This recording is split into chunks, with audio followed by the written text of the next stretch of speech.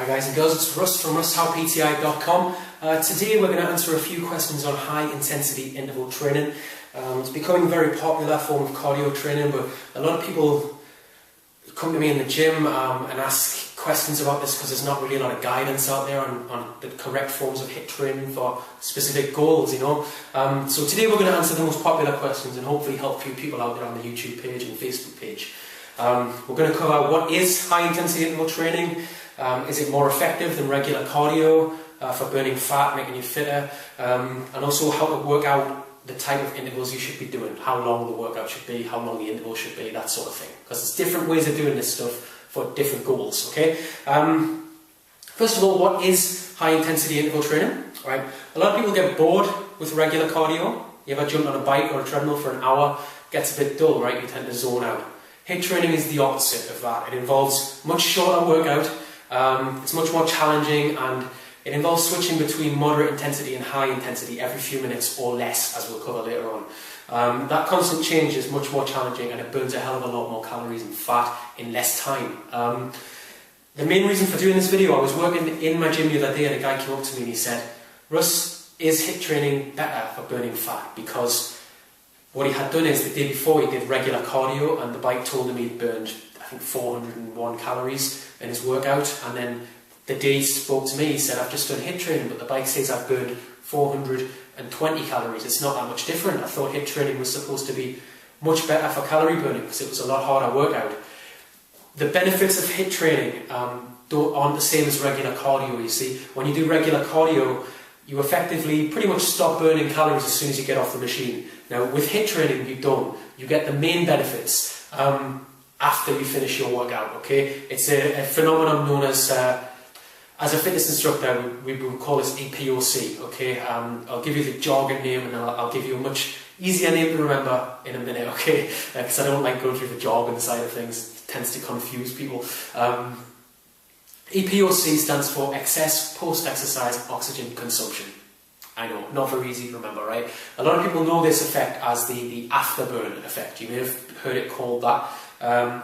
Basically, your body keeps on burning fat and calories at a higher rate than normal for about 16 to 24 hours after your workout. So not only has he burned that much on the bike that he was on, but he would carry on burning after the gym. The machine won't pick that up when he's on there, so don't pay too much attention to the calorie counter on your machine when you're doing high intensity training. It's much like when you do weights as well. You may have heard that if you do weights workout, it's actually good for weight loss because you carry on burning weight, you carry on burning fat after you leave the gym for up to 16 hours. It's a similar type of effect. There's a lot of people confuse the hell out of the afterburn effect.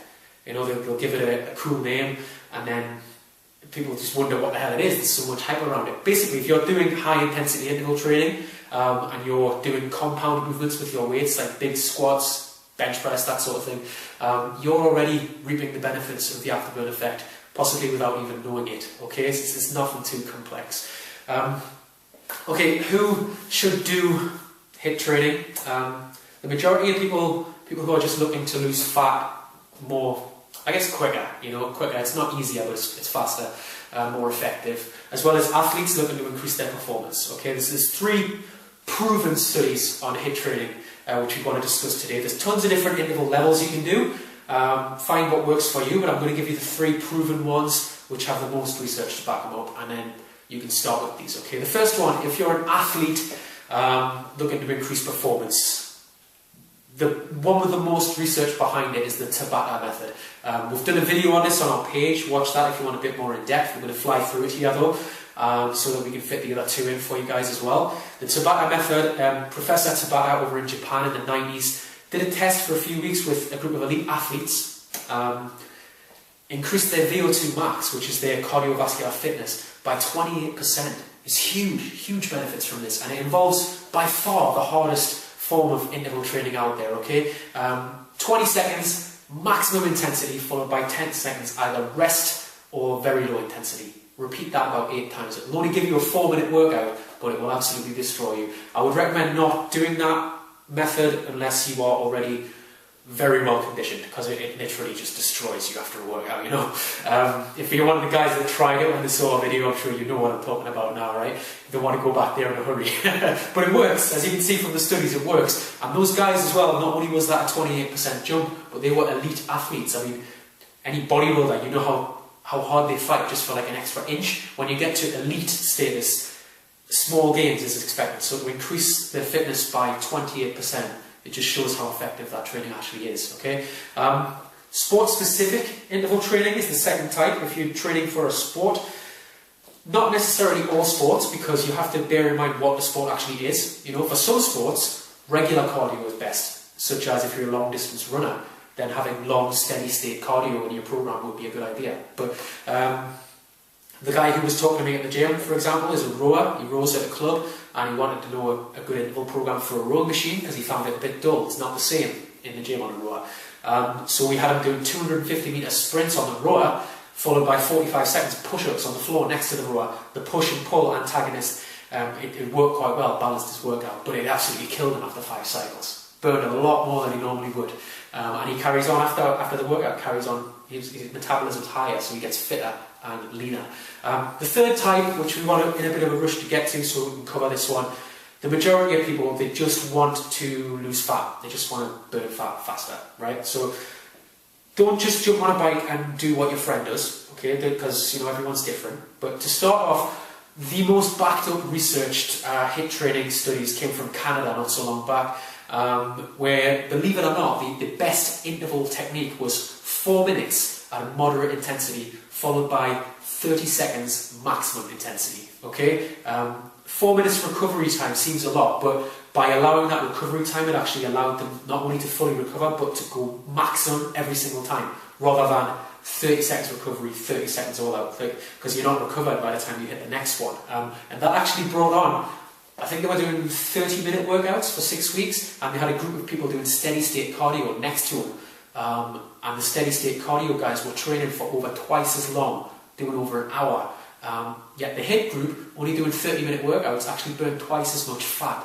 So 4 minutes, steady-state, moderate intensity, 30 seconds all out. Repeat that cycle about 6 times. You'll end up with roughly a 30-minute workout. There's no need to go beyond 30 minutes with HIIT training. After that, you get into the territory where you're just exhausting yourself, okay?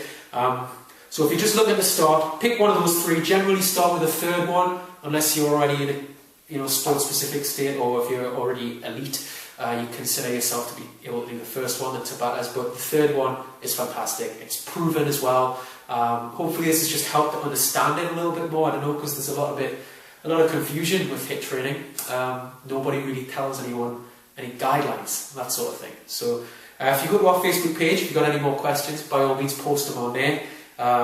You can now upload before and after pictures as well if our videos are helping you to get fit. I know we've received a lot of feedback, people want to do that, so by all means go do it, but upload a before and now picture, not after, because after implies that you're finished. Believe me, when you start getting the results that I've seen from some of you guys, you ain't finished, you're going to carry on, you know, you're just setting your goal, carry on. So feel free to do that, inspire other people and share the videos, help your friends.